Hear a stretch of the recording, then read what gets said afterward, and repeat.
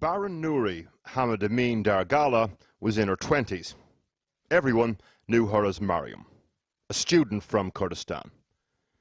She had just got engaged to a family friend called Karzan. He lives in Britain but returned for their engagement.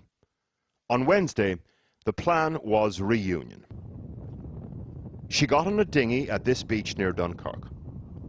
Hours later, along with 26 others, her body was recovered, floating in the water.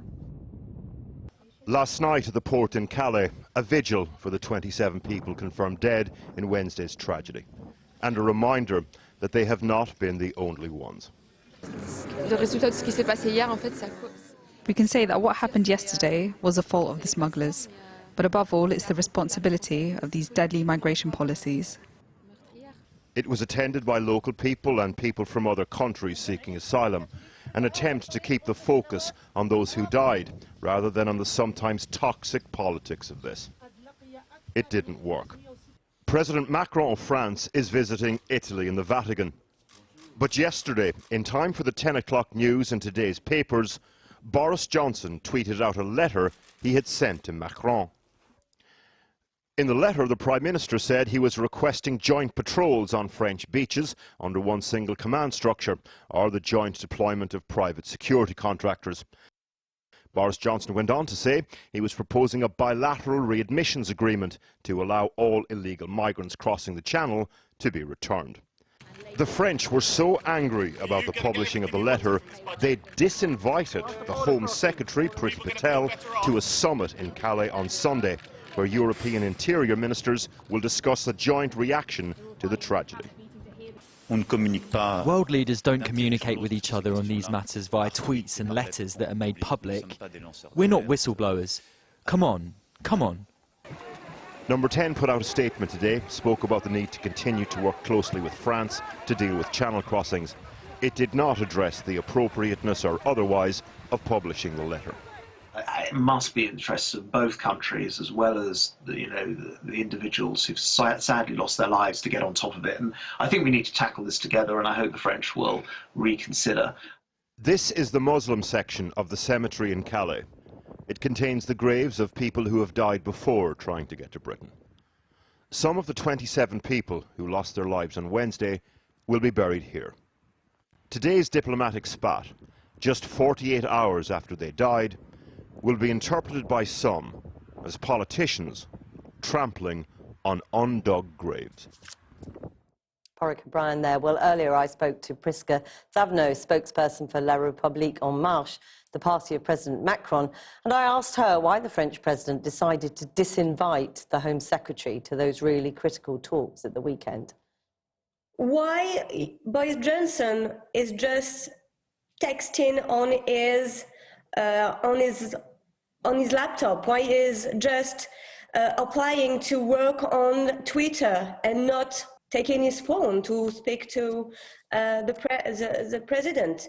People are just dying in front of us, and we're talking about why exactly one man... the point. The drowning of almost 30 human beings in the stretch of water between the UK and France is the most terrible symbol of just how urgent this issue is. It cannot be solved alone by the French or the British. Both sides accept that. This meeting goes ahead on Sunday, but without the UK's most senior representative. So how can you say that the French president is serious on this? Actually, you're right. The meeting is on Sunday. So why the message on Twitter? Why? Actually, the discussion was going to start on Sunday. So why this message? It's just very awkward. And that's the point. And I completely agree with you. It's about borders, it's about human beings, and we are managing our borders, you are managing yours, and we need to cooperate between the link between us.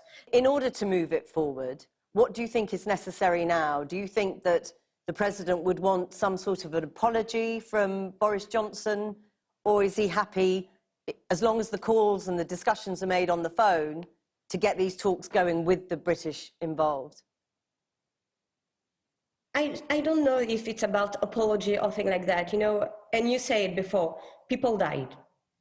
Women, men, but also children. So it's just about to respect the protocol and to accept that we are not going to find a solution on Twitter. I'm just very, I can repeat that all the discussion, but that's the point. It's not about apologize or other thing. It's just to just start to understand that it's about discussion, cooperation, and not only a tweet. And are you optimistic that if these talks get going, everybody is on board, that we can avoid a repeat of the sort of crisis we saw in 2015? I don't know that. I'm only, I'm only a spokesperson for a political movement. I'm not a representative. I'm not a minister, and I'm not the president of the Republic of France. So I just say what I think about the situation as a French citizen, as a mother, as a woman. That's my point, because the world is watching us. The world is watching us. And we need to show that we can work together, not only for us, not for Emmanuel Macron, not for Boris Johnson, but for the people who are just trying to escape misery, for men, women, children. Prisca Thabno, thank you very much for talking to us today.